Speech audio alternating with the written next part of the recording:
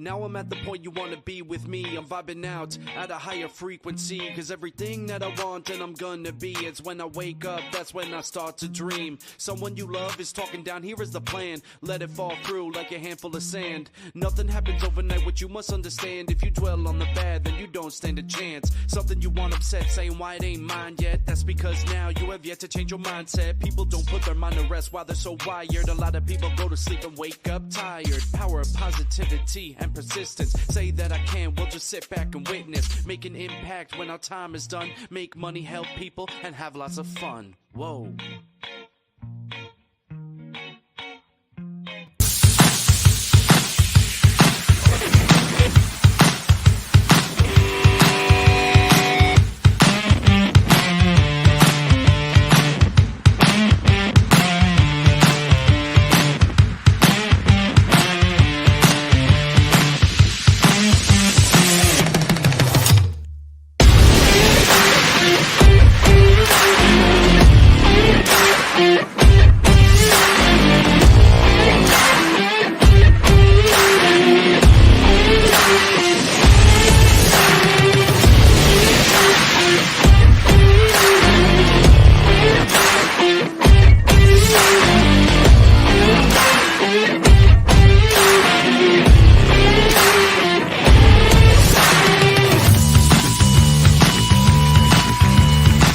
Welcome to Office Hours, hosted by legendary sports executive, entrepreneur, and investor David Meltzer, where the brightest millionaires, billionaires, and entrepreneurs in business, sports, and entertainment get together to talk about success, failure, and everything in between. There's so much more effort someone will give if it is not seen as the job, but the thing that they enjoy doing with their life. Take a deep dive into the mind of some of the world's most impactful guests. So I think oftentimes the thing that we're looking for is right there in front of our face. It's just disguised. But I actually really believe that not telling creative people what to do is exactly what you should do with creative people. To share their strategies and tools to dominate their respective fields. David Meltzer hosts Office Hours.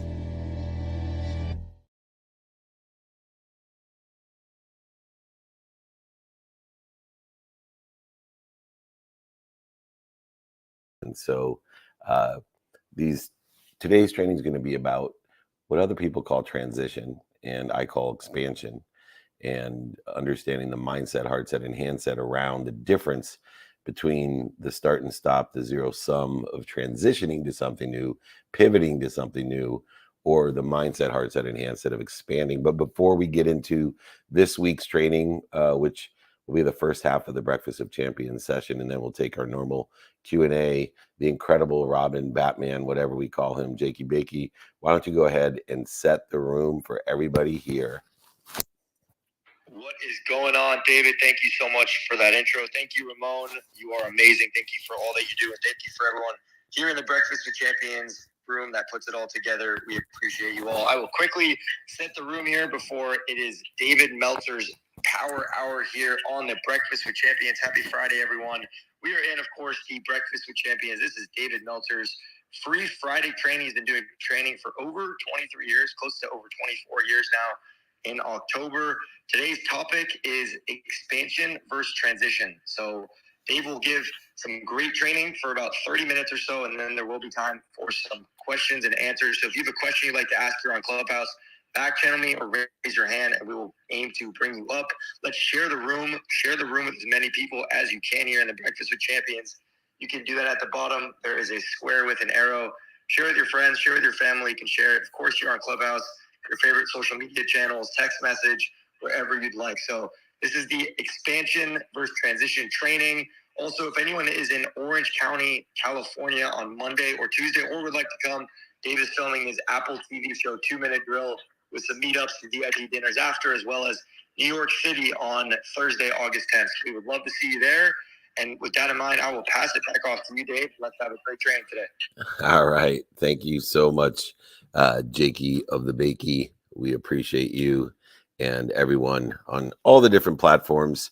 So we were talking about the idea of transitioning, and so many people today are looking at transitioning and understanding that there's more for them, whether they're transitioning from as an athlete into a new arena of the world, or transitioning a lot of service providers as an entrepreneur, or into college or out of college. We're always supposedly transitioning, but in the context of transitioning, you would have to start and stop, move from one thing to another. And I think that a lot of people get stuck because they look at things as a start and a stop, as a zero sum game. And I found the most successful people don't really transition, they expand.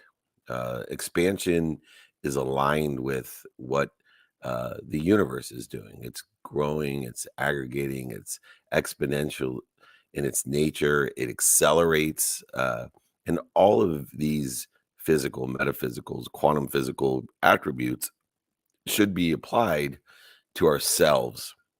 And I, by the way, have redefined my cells as selves and have a consciousness to myself. And you can spell it CELLVES if you want, but you are self-contained in a selves environment that is expanding as well. And so how do we take advantage of a mindset that talks about selves, that talks about expansion, not zero sum, instead of looking at it as this start and stop? I started a business, I failed, I succeeded. I'm just expanding. But in order to understand expansion, we have to understand and take inventory of three things that we can quantitatively notice in this expansion, this growth, this aggregation, this exponentiality, this acceleration that allows us to get to where we want to be or better faster. And so the first thing that we want to look at are our own skills. And I'll use athletes because predominantly I work with so many who come to me and ask me to help them transition from the league into the business world. And I immediately stop them, as I do when people say I'm busy or other things that I don't believe in, right? I believe in active, not busy. I say, wait a second, there is no transition from the league. We're going to expand. And the first thing we take inventory when we expand is our skills, and taking inventory of what skills do you need to be one of the best athletes in the world, and how are those applicable or aligned with what you want or better for your future.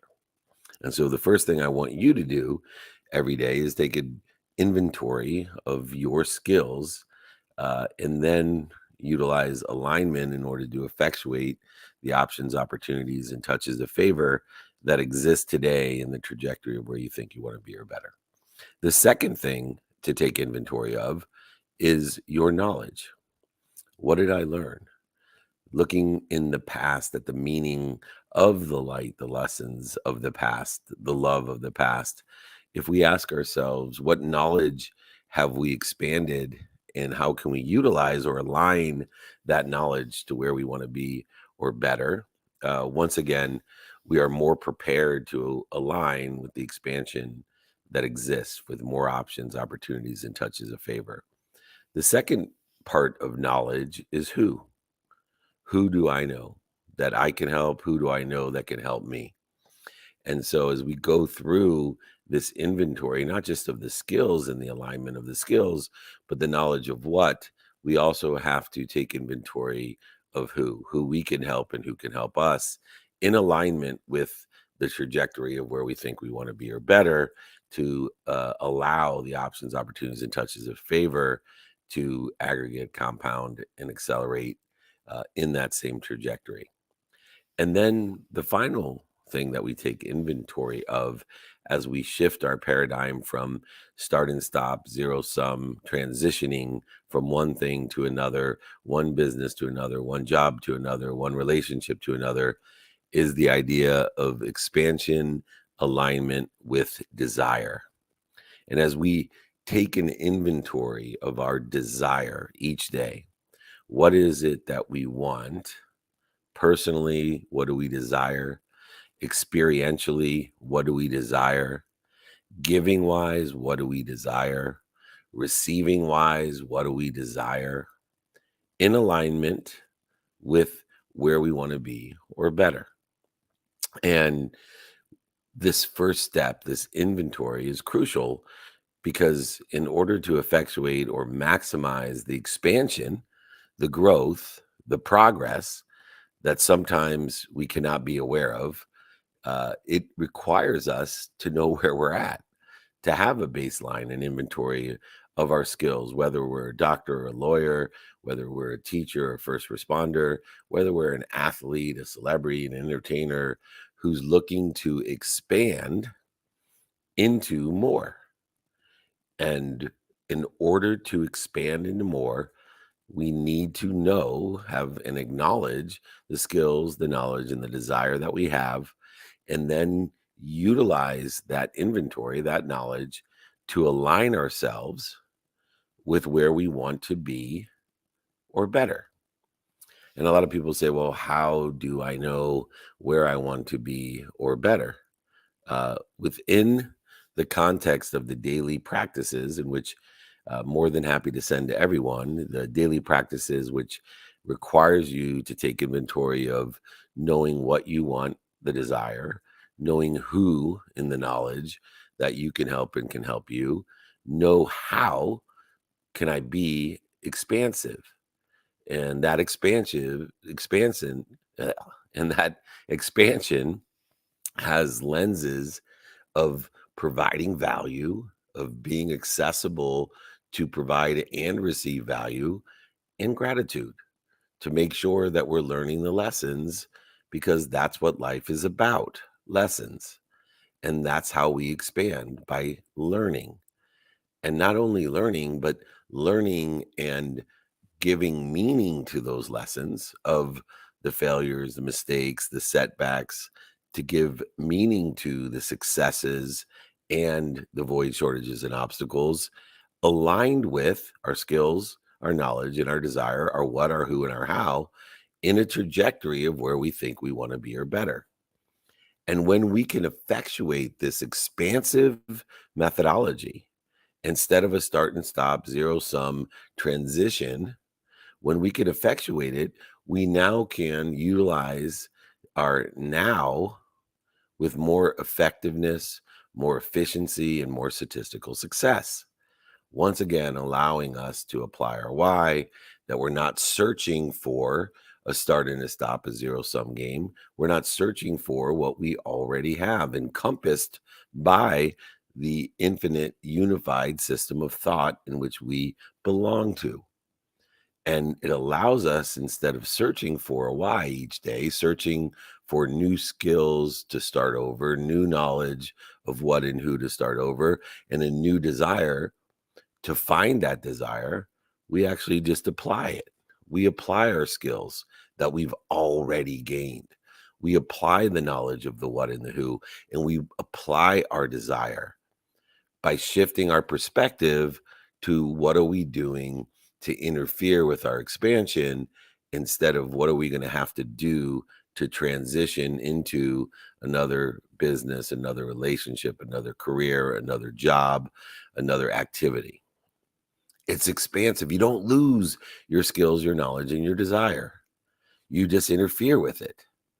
And so this alignment, utilizing the 5 daily practices, which I'll be more than happy, I said again, to send out, as always, with my book, which just email me, david@dmeltzer.com. I'll send you these 5 daily practices. We'll also send you the expansion guide to help you understand the differences between a zero-sum transition, start and stop mentality, and utilizing this expansive alignment of skills, knowledge, and desire, which allow you to clear the interference or allow you to experience more options, more opportunities, and more touches of favor. And which then raises your awareness as you seek and as you see more options, opportunities, and touches of favor, what you are doing to interfere with it by not utilizing the correct skills that you have, or seeking to develop those skills, not utilizing what you know or seeking what you need to know, or who you know or seeking who you need to know, and of course, what's interfering with our inspiration or our desire.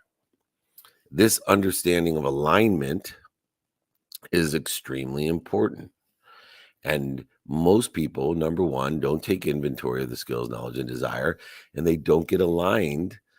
And when I say aligned, they don't align the lessons of the past, the meaning of the past, the defining moments, the relative historical events, the void, shortages, obstacles, failures, and successes, and challenges and struggles of their past. They don't align those with what we're supposed to do next, which is take action to what? Achieve a emotional address that's tied to something that you want or better. Allowing allowance. See, if we're very specific on I need exactly this at this time, this place, and this amount, we're creating resistance. If we utilize we want this by this time, or allowing it as fast as I can to occur, or at the right place at the perfect time, we are dissolving, dissipating, and allowing that resistance to disappear. But we need to understand this expansive philosophy that there's more than enough. And what I need to attach my emotional address to is not outcomes, but the what, the who, and the how, so I can take action now. Because 100% of the things you do now get done. Gaining exponential statistical success, efficiencies, and effectiveness. 100% of the things you do now get done. And if we know what action to take via the alignment of the skills, knowledge, and desire, we then also will know what to do next. But even more importantly, we will know how to reprioritize. As we study the activities in a day, aligned with our skills, our knowledge, and desire, aligned with the meaning that we need, the lessons that we need from the past, the light and the love to get to where we want to be or better, we also can see what's planned, what's unplanned, and of course, our sleep. But most importantly, beyond what's planned is how are we utilizing our unplanned time to align our activities of the, as I would say, God, if you want a well-developed plan, you're guaranteed God will laugh at you. So there's about 8 times a day that you have to reprioritize because you get kicked in the face. And so most people get overwhelmed when a flat tire occurs, or there's something that wasn't planned, and they allow that to interfere with the utilization of their skills, their knowledge, and their desire. And they use that as an excuse to not be accountable in their actions because they don't know how to reprioritize or reevaluate through the skills, knowledge, and desires that activity that wasn't planned. But when you take inventory and you take action aligned with the lessons of the past and the meaning of the future, a trajectory, an emotional address that's one of allowance to achieve something or better instead of specifically what you want. And I see people all the time give their emotional address to others. And when others don't give them back what they expect, or leave them, or disappoint them, or lie, manipulate, and cheat them, they leave themselves and render themselves without joy. They have given their power to others when that emotional address is given to something outside of you. What is it that creates that inside evaluation or inventory? Is the inventory of who you are, your essence. And your essence is an inventory of your skills in all realms, your skills as professional, as personal, as emotional, spiritual, theoretical, philosophical, your knowledge of what and who, so you can align those with that trajectory, and your inspiration, your desire. And if we attach our emotional address, then we, as bags of beliefs, because that's what we are, as those bags of beliefs, and we take action during the day, hopefully aligned with where we want to be or better, and taking inventory of the skills, knowledge, and desires, those are what determines the bags of beliefs. And the beliefs that we have, as we are these bags of beliefs, they determine what we do, what we say, what we think, and what we feel. And if what we do, say, think, and feel, the majority of the day is aligned with the trajectory of where we think we want to be or better, we are going to progress more. We are going to expand, not transition. We are going to expand aligned with an infinite world, an abundant world of more than enough of everything for everyone. We are going to only spend minutes and moments when we get kicked in the face, feeling overwhelmed or prescribing the wrong type of energy to it, an ego-based consciousness that separates us from the trajectory that we want to be on. And utilizing not only the inventory, not only the alignment of the past, present, and future, but also the actions aligned with both of those as well. And in order to do so, self-contained in this bag of beliefs and aligning all of what we do, say, think, and feel with where we want to be or better, we have to prepare for adjustments. So not only are we aware that we're going to get kicked in the face 8 times in a day, but we have to prepare for adjustment. And the only way to prepare for adjustment is to utilize time as a dependent variable, because the adjustments that we can't make adjustments to the past, right? We cannot change anything about the infinite past that we have except for the meaning or the lessons that we take from it. That's the only thing that we can adjust in the past. And we can prepare, though, to adjust our trajectory of the future by taking expansive action during the day instead of pivoting or transitioning. Expansive action. So when things happen that are unplanned, pain may occur, struggle may occur, challenges may occur that are indicators that you need to what? Change your trajectory to a better place, a better position, or a better situation, to expand your thoughts, your words, your feelings, your actions towards that trajectory or better. Just the idea of thinking about your trajectory in the context of this is what I want, who I can help, who can help me, and how to get it done in a trajectory of what I want or better is an expansive belief. And most people don't prepare for adjustments, and 2, they don't utilize the time every day to do so. So, we talk about the studying and the utilization of time as a dependent variable. And there's 3 ways to do this that help us to prepare for adjustment. One is the idea of knowing there's going to be things that are unplanned every single day. I want to make sure that I'm prioritizing what's most important to me to have non-negotiables. You should be able to answer in a second's notice, what are your non-negotiables? You need to know whether it's your health, your family, or finance, whether it's, my love language is time. That's one of my non-negotiables, is to study time every day, to give my attention and intention to the coincidences I want with the activities I have planned, unplanned in my sleep. And these non-negotiables are daily reminders, recollections, and remembrances of the power that we hold. Then even beyond what most people don't do, within the context of those non-negotiables is to use time to schedule those.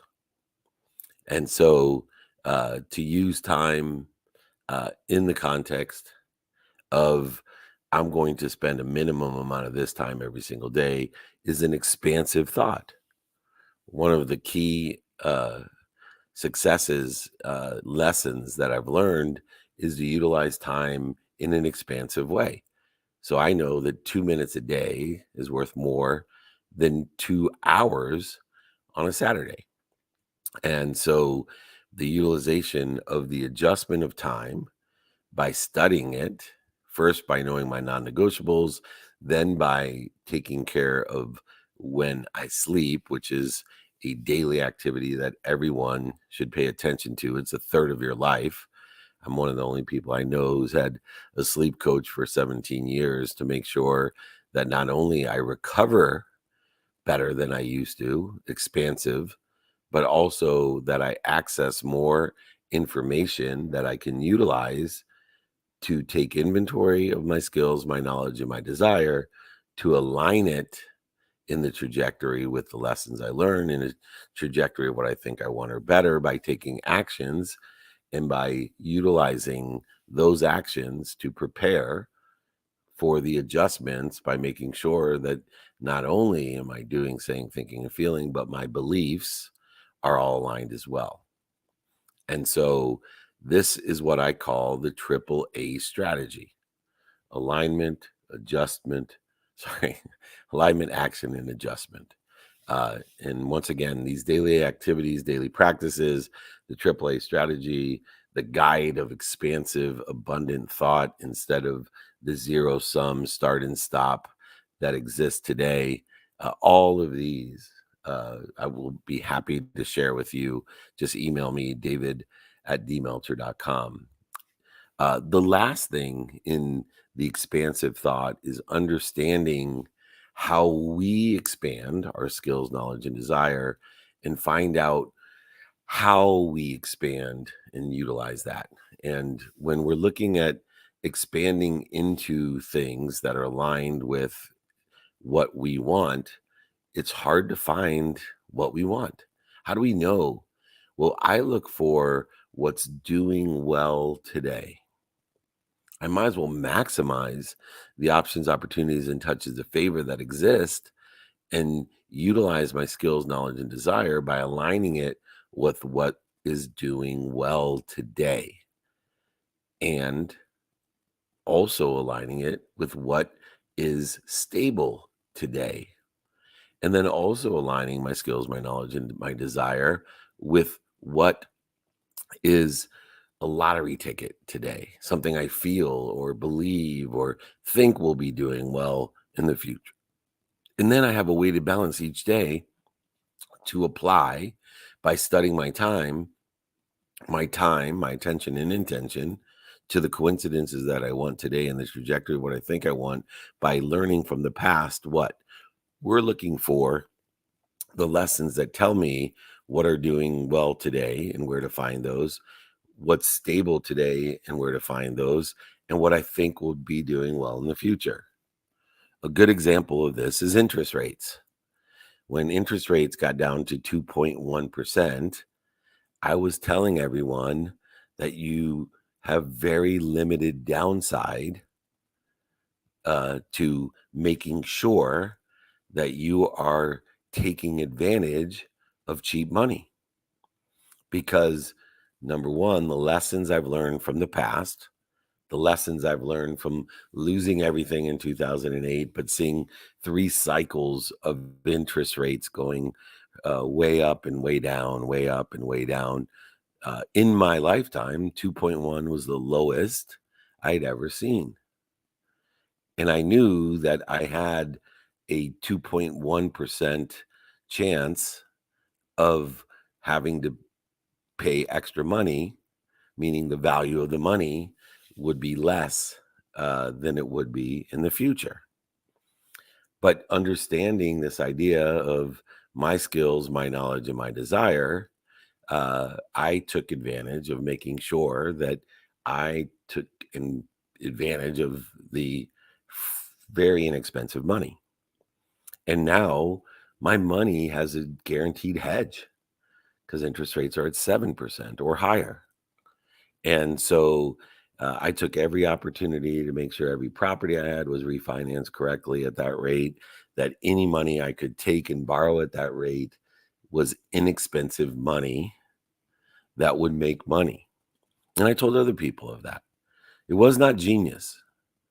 It was understanding the expansive nature, taking inventory of the skills, knowledge, and desire that I had, and understanding how to align it with what options, opportunities, and touches of favor were doing well today, were stable, or would be doing well in the future. And by aligning that with my timing and risk tolerance, it created a huge option, huge opportunity, and a huge touch of favor in my life and others that I coach. Did I have to go to law school to learn that? No. Business school? No. College? No. I just asked for help throughout these 30 years of understanding interest rates and losing what I call investing so much at the wrong time because I didn't understand how to determine what's doing well, what's stable, and what I think is going to do well. Same thing with the stock market. You can go and look up the top 50 best performing stocks today, look at the careers industry and jobs that are surrounding those. You can look at the top 50 stocks that haven't moved in the last 6 years and know what's stable in the careers, jobs, and industries there. And you can look at what stocks maybe have been oversold or have huge upside potential to see what you think job, career, and industry will be doing well, and then align it with your skills, your knowledge, and desire. Take inventory of your skills, your knowledge, and desire. Get alignment with not only the lessons of the past, but put them all into the trajectory of where you think you want to be or better, and then take action. Align the bag of beliefs with what you do, say, think, and feel, and then prepare for adjustment by utilizing time, my love language, as the dependent variable in order to effectuate the 8 times on average that you're going to get kicked in the face to make sure that not only are you in a trajectory of where you want to be, but you're in a trajectory where you want to be or better. Everyone, let's not live in a zero-sum game. Let's live in a value-add world. Let's expand to our best selves. Expansion, not transition. No starts and stops, just bigger and better for everyone with an abundant mindset of more than enough. If anybody wants those guides, the expansive guides, the 5 daily practices, the AAA strategy, just email me, david@dmeltzer.com. Jakey Bakey, go ahead, reset the room, and then I'll take some questions. Thank you, Dave. Mic drop there. That was the expansion versus transition training here with David Meltzer. Quickly resetting the room. This is the Breakfast with Champions. It is the 6 a.m. Pacific time, 9 a.m. Eastern time. David Meltzer's Power Hour here in the Breakfast with Champions. Today's topic was and is expansion versus transition. Let's continue to share the room here. There's a little square with an arrow at the bottom. You can share the room with your friends, family, the whole community here on Clubhouse, your text messages, and then, of course, on social media. If anyone wants any of David's free trainings or guides as well, or if you want some more information on upcoming dinners or meetups, or even a free book, Dave's pays for shipping as well, just email him. His email is david@dmeltzer.com, david@dmeltzer.com. You can also text him. The number is 949-298-2905, 949-298-2905. Dave, I will pass it back off to you if you want to take a question online. And then when you're back, we'll bring up Glenda here on Clubhouse. Sounds great. Jake, want to hear something funny real quick? Let's do it. So when I was doing the training, I got a phone call. And most people know I've been doing these trainings for over 23 years. It'll be 24 years in October. Guess who called me during this training? There's too many guesses. I don't know the answer. Glenn Lundy. Can you imagine? Glenn. Your voice double called me. I know. It scared me because I'm like, if Glenn's calling me when I'm doing my training on a Friday at 6, which I've done here on Breakfast of Champions since it started, I'm like, oh no, I had to look down to make sure I got disconnected or something was wrong with the Breakfast of Champions. But no, I think my man just forgot. But anyway, I thought that was ironical, if at all. All right, let me take the first question here online. How important is making a good first impression at a new job? It's extremely important. It's extremely important to make a good impression, and it's very easy to do. One of the easiest things that you can do to make a great first impression is to be the first one in and the last one to leave. You see, the leadership in a company, they spend more time and attention on an employee during their first 2 weeks. And so that ambassadorship for yourself of first impression is critically expansive in its nature if you are the first one in and the last one to leave. And so you make a impression to the leadership in a company by doing so, and by doing other things as well.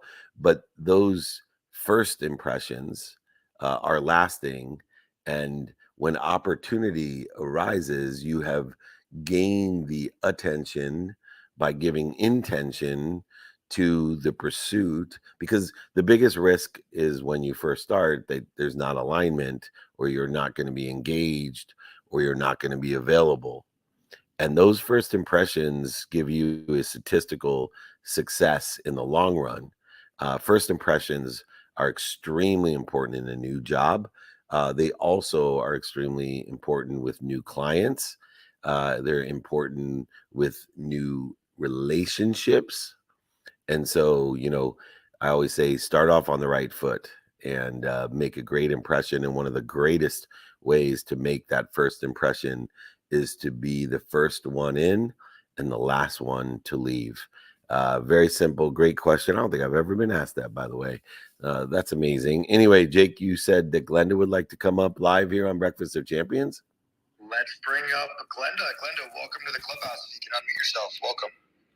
Thank you very much, and good morning, everybody. And thank you, David. What an incredible session that you just gave. You gave me a huge mic drop from transition into expansion. And wow, it's so true. But let's go back into you've mentioned many times, and as I listened to you about when you had lost everything in your life, or not everything, your financial side of your life. And I'd like to know mentally and emotionally how you began to step forward from that, because obviously when something like that happens, it has to have a huge effect on you. Oh my goodness, it had a huge effect on me. Now, not as big of an effect that the 2 years previous, when my wife raised my awareness to the trajectory that I was on. When she threatened to leave me and tell me that I was going to end up dead and alone at the very least, unless I took stock in who I was and what I wanted to become. This was the seed that allowed me to already have in place, when I lost everything, a methodology, a practice in which to effectuate this expansive progress, and to have the mindset, the heart set, and the handset, and the faith to shift my paradigm from I'm going to have to get more happy, more healthy, more wealthy, and more worthy, to what am I doing to interfere with that? And so I had already started working on what was I doing to interfere with my trajectory? What was I doing to interfere with my expansion? But when, you lose everything, including having to tell everyone that's closest to you, at least at that time, that you lost everything, when 2 years previous, your entire identity was based off of your bank account. I mean, I had a sickness that, although I had so much money, that if my bank account went down in a day, $2,000, for example, I would be upset. And if it went up, I think I was better. And so to move from that into walking over to my mom's house to not only tell her I lost everything, but I forgot to take her name off of my name off of the title of her house. So her house was going to be repossessed as well in the bankruptcy, and she had to move. what helped Wow. me, yeah, it was a tough Wow. day. But Yeah. what helped me was these practices and the idea of expansion in the concept of three characteristics of good behavior. And behavior like money, which were the two things that I was primarily focused in on getting progress of. The three, they're both energy, right? Behavior creates a progress towards that behavior and it aggregates on itself. It gets easier and easier and compounds exponentially on itself and accelerates on itself. And so that's what caused me to lose everything is my bad behaviors were aggregating, compounding exponentially and accelerating. And although I changed my mindset, heart set, and handset 2 years before I lost everything, I'd already created the exponentiality of the outcomes that I could not stop. And so for me, I took the meaning of the past, the struggle, challenge, mistakes of the past, and I aligned it with the trajectory of my future that I am. And I was going to figure out and continue to figure out what I was doing to interfere with it. And my faith that Glenda was a best option faith at that time. And when I say that, I mean faith to me is I believe that there's a world of more than enough. I believe in a source, a God, an omniscient, all knowing God, an abundant, all having God, an all powerful God that loves me more than my mom. And I've had conversations with world thought leaders in religion, in philosophy and theory and spirituality, all of them, and none of them can prove what they believe in or I believe in. But yet, none of them could give me something better to believe in.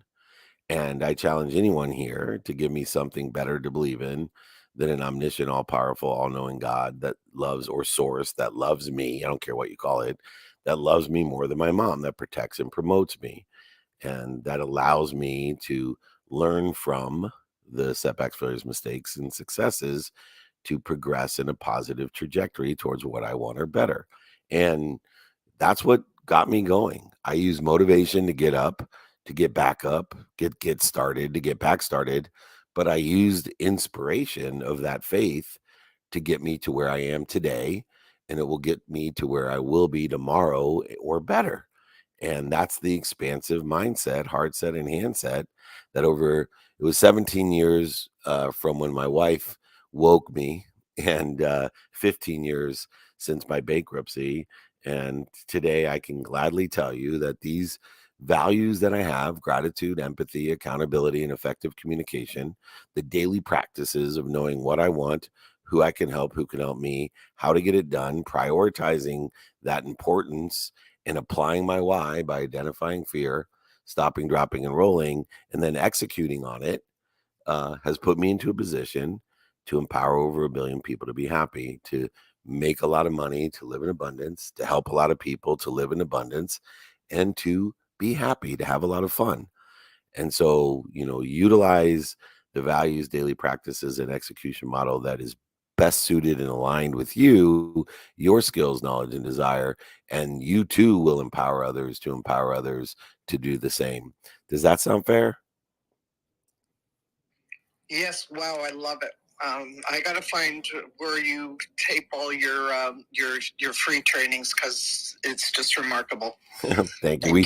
We have them, and we do have a private networking group that has a portal, and I have a search engine for all of the trainings and videos. So just reach out to Raluca or email me. I'll pass you on. We'd love to share it with this entire community, all the Friday trainings, and we're going to be now focused in on YouTube. So we'll have a speaker series, a meetup series, and a training series. But everyone right now, they're still available for free. So thank you, everyone. Again, Jake, where do you want to send me now? Dave, you could take a question online, and then we'll come back to Clubhouse here. Okay, there's plenty of questions. So thank you. It's a juggling act, Jake, just so you know. All right, here we go. How do you know you have strong alignment with a potential business partner? So I think it's more than just a business partner. It's everyone, and there's several ways, 3 different ways to evaluate the alignment of potential partners, personal and professional partners. One is the great chain of feeding and the relativity matrix. The great chain of feeding says, I am going to feed those that feed me. I'm going to allow those people that bleed me to fall away or fire them, determined upon the relativity matrix that I have. And the relativity matrix that I have is to allow more bleeding or feeding determined upon how relative someone is to you. So your children are extremely relative, and we allow them to bleed us much, much more than an elementary school friend that we haven't talked to in 16 years that is attacking you, right? But yet I've seen people allow an elementary school friend that they haven't seen in 16 years bleed them. And I would say the first thing in this alignment of potentiality in partnership is to understand the great chain of feeding and the relativity matrix of in what respect are you going to feed, in what respect are you going to fall away, in what respect are you going to fire, determined upon the relativity and how much they feed or bleed you. The second is values. And so beyond that matrix, if we have a potential partner, personal or professional, we want to make sure they're aligned with our values. For me, it's how grateful they are, how forgiving they are, how accountable in 3 respects. Accountability is the vehicle in which we get control of our future by learning lessons. And 3 mechanisms of learning lessons are they responsible and what did they learn? What did they attract to themselves and learn? And how are they participating in a perception and learning from that perception? And then finally, the 4th value of effective communication, which is critical in a potential relationship, partnership. And utilizing those 3 things, the great chain of feeding, the relativity matrix, and the value alignment, that will allow us in the long run to have greater statistical success in spending our time in the right trajectory of what we want or better, and allow us to have less interference between us in what we want and us in others. All right, Jake, why don't you just quickly reset the room? Before you do, I just want to invite everyone once again that was kind of in the role here. We're going to be on Monday and Tuesday next week in Orange County. Stop by. We're filming our Apple TV show, 2-Minute Drill. Stop by, meet everyone, have a little meet up there. And then if you'd like to join us at our VIP dinner on Monday or Tuesday, we'd love to have you as well. Just email me, david@dmeltzer.com. And then Thursday, we're having a VIP dinner in New York with some amazing special people as well. There's too many to list out in there, but if you'd like to know who's coming and what we're doing, it's like a dinner mastermind. That's Thursday night at 6 p.m. in New York City. And then we have a meetup in Times Square right below our Times Square billboard of office hours. So reach out to us. And we also are doing in Santa Barbara a dinner with Joe Dispenza. So give us a ring if you want to join Joe Dispenza and I in Santa Barbara as well the next week after that. So david@dmeltzer.com. Jake, go ahead, reset the room and tell me who has our next question. Let's do it. Resetting the room. Welcome, everybody. If you just joined or if you've been here, this is the Breakfast with Champions, David Meltzer's hour here. Today's training topic, Dave's been doing training for over 23 years, was and is expansion versus transition. Dave has some time here for some Q&A. So if you have a question you'd like to ask, just raise your hand or back channel me. Also, let's continue to share the room. You can do that at the bottom. There's a square with an arrow. Share on Clubhouse, share on social media, and share with text messages or wherever you'd like. So let's continue to share the room. This is the best room here on Clubhouse, the Breakfast with Champions. We got 12 minutes here, Dave. Let's bring up Rembrandt Financial here on Clubhouse. Rembrandt, if you want to unmute yourself, and welcome to the room. Oh, Renmark Financial, welcome. He went to Michigan. Sorry about that. It's okay. Hi, nice to meet you. My name is Layla. I used to be on Clubhouse back when it first started and it first went on. And I'm back on Clubhouse, but this time with the company I'm working. It's an investment relations company. And I wanted to ask you a question because it's hard for us to kind of build a network on Clubhouse, considering that, we're in an office, we work every day, so we can't really be on Clubhouse the whole day. And I wanted to ask you, how is it possible that we can expand our social media network or expand the subject of investment relations, because it's not really well known as a topic. If you can answer that, or if I'm not off topic, that would be awesome. Thank you so much. That's on topic because exactly in the expansive philosophy and mindset. And look, there's 4 ways to expand our network. And in order to do so, we have to be very disciplined in understanding exactly how expansion works, especially when I talked about the aggregation, exponentiality of outcomes, and acceleration of building our networks. And what I want you to do, and I have this open-minded, open-ended question template that is the greatest network or community builder, regardless of whether it's Clubhouse, for the amount of time that you could spend every day on Clubhouse, either in the office or out of the office. But what you want to do is find people with open minds.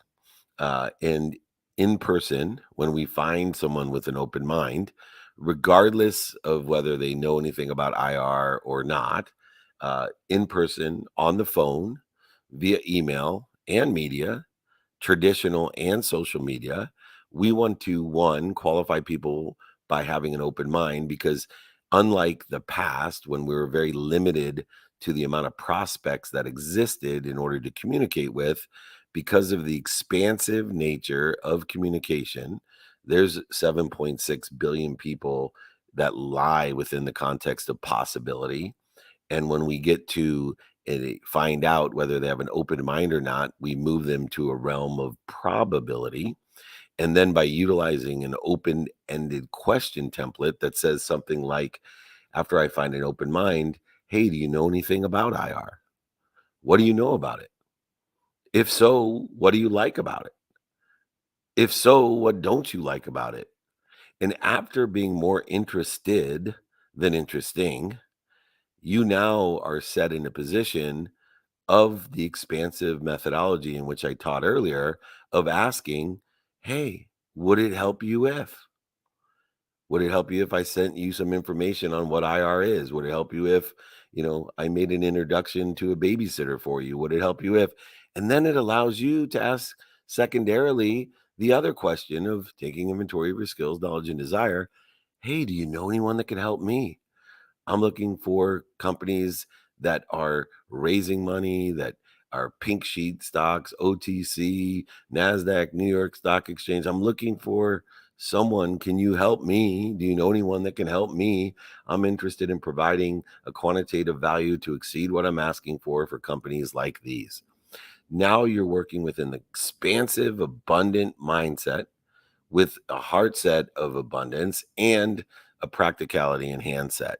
So whether or not you utilize Clubhouse all day long or just 30 minutes minimum a day, 7 days a week, when it is aligned with what you're doing, but also going to events in person and talking on the phone and texting and emailing people and utilizing traditional media and other social media, you will aggregate, accelerate, and compound exponentially the community of people in which you can provide value or service to, and that they can provide value or service. What we want to do, and why Clubhouse is still important to me and Ramon and Glenn and Jakey Bakey and everyone else that gets on here, Scott before me and Amelia after, is that this is one of my favorite communities of people that want to help each other or know people that can help each other.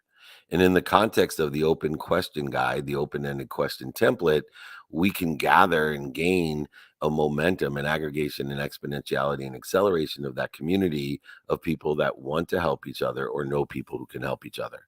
And so if you email me, not only will I send you my book, I'll sign it, send it to you, pay for shipping in the book, but I also will send you the open-minded, open question template. And anyone else that wants that, once again, anything else that we've discussed today, anyone that wants to come to any of the meetups, the VIP dinner, or join our private networking group itself, email me, david@dmeltzer.com. Fantastic question, completely aligned with what we're talking about. A great example, illustration of how this expansive mindset works in the context of pragmatic living, of daily practices. Thank you so much, and welcome back to Clubhouse. Jake, we got about 6 minutes. What do you want to do? Let's take a question on here, Clubhouse. Let's take a question from Jackie. Jackie, if you want to unmute yourself and ask your question, welcome. Thanks, Jake. Hi, David. This is Jackie. My question for you is, what is your best approach when it comes to seeking a mentor? I feel like, obviously, we're building connections here. But what do you think is best, or how can I go about seeking a mentor on my end? Yes, great question. And, the best way to find a mentor is first know where you want to be. And taking inventory, as we discussed today, of your skills, your knowledge, and your desire, we can find people who sit in a situation that we want to be in. So I mentioned earlier, I've had a sleep coach for 17 years. The reason is I took inventory of my skills, knowledge, and desire. I realized that the easiest and fastest way to get to where I want to be or better is to maximize a third of my life. A third of my life, by the way, that most people don't pay attention to. A third of their life is spent like a tube, food in, food out, right? No attention and intention on a third of your life to recover and to access information that can be utilized in a trajectory where you want to be or better. And so I went out and I used the internet and social media and the open-ended question template to say, hey, do you know anyone that could help me? I'm looking for the best sleep coach in the world, the sleep mentor in the world. And I went through all these people and I found a woman who is the sleep coach, sleep mentor for not only the MLB, not only the Houston Astros, which were the first team to win all 4 road games during the World Series, which so many people over the last 100 years have talked about the sleep deprivation that occurs from traveling and time zones around the World Series within the context of those 7 games. And I found the person who sits in a situation I want to be in, and I asked them for help. And I have done so throughout the last 17 years, finding different people. For example, real estate is an area that I lost over $100 million in because I had no mentorship. I had no mentorship in financial literacy. I had no mentorship in financing. I had no mentorship in all of these areas that when I took inventory of my skills, knowledge, and desire, realized that I was not adequately prepared. And the nice thing about the internet or social media is that we can find and explore, but yet still trust and vet all of these people who claim they may sit in a situation. So not only the first step of finding someone who sits in a situation you want to be in, but then trust and vet them and comparatively, hopefully find more than one person and see who's most aligned and most credible, not only in the quantitative reasons you want them, impact they're going to have, and capabilities that they have, but also in the emotion, the energy and motion connection that you have with them. If you need any help as well, we have some great communities of mentors and coaches. I would be happy to facilitate that for you and also offer what we do for you if it's aligned with where you want to be or better. Just email me again, david@dmeltzer.com. We have a fabulous community of people who want to help and know people who can help as well. We'd love to be of service or value. Jake, we have 2 minutes. What do you suggest? Yeah, thank you so much, Dave. There's a question from Health Wells that she wasn't able to make it because her audio isn't great, but she wrote to me her question. I think it's a good one. The question is, how do you keep your dreams alive in honor of the MLK Dream anniversary this month? Oh, what a great thing to honor, by the way. And he's one of my literary mentors and have studied Martin Luther King for his understanding of appreciation of differences. So how do we keep our dreams alive? The number one way to keep your dream alive is to be healthy. You see, if you're healthy, you get as many wishes or dreams as you want, and that will keep those dreams alive. If you're not healthy, you'll only have one dream, one wish. And so the first step is not only to look within, but on the skills, knowledge, and desire every day. But if you're not healthy, you will not be able to utilize the skills, knowledge, and desires to keep those dreams alive.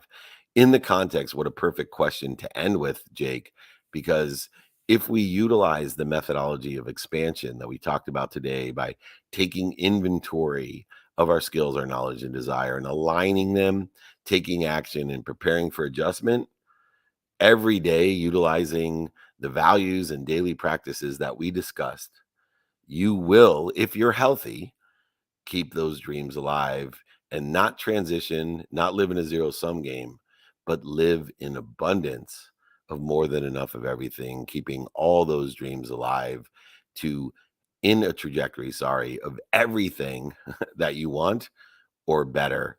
Keep your dreams alive. Be expansive. Remember, be more interested than interesting. Join me next week in Orange County for the filming of our Apple TV show and VIP dinners, or in New York, or with Joe Dispenza. Give us an email, david@dmeltzer.com.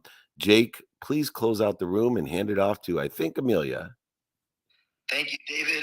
Thank you, everyone. It's been a great training. Yes, once again, if you'd like to join us, I'm going to fix this.